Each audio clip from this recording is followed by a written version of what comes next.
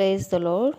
నేటి వాగ్దానము, మీరు సమ్మతించి నా మాట వినిన ఎడల మీరు భూమి యొక్క మంచి పదార్థములను అనుభవింతురు. యెషయా గ్రంథము 1:19. బలులు అర్పించుట కంటే ఆజ్ఞను గైకొనుటయు, పొట్టేళ్ల క్రొవ్వు అర్పించుట కంటే మాట వింటయు శ్రేష్టము. కీడు చేయటం మాని మేలు చేయుడి, న్యాయమును జాగ్రత్తగా విచారించుడి, హింసించబడు వారిని విడిపించుడి. న్యాయంగా నడుచుకుంటయు, కనికరమును ప్రేమించుటయు, దీనమనసు కలిగి నీ దేవుని ఎదుట ప్రవర్తించుటయు ఇంతే గదా యెహోవా నిన్ను అడుగుచున్నాడు.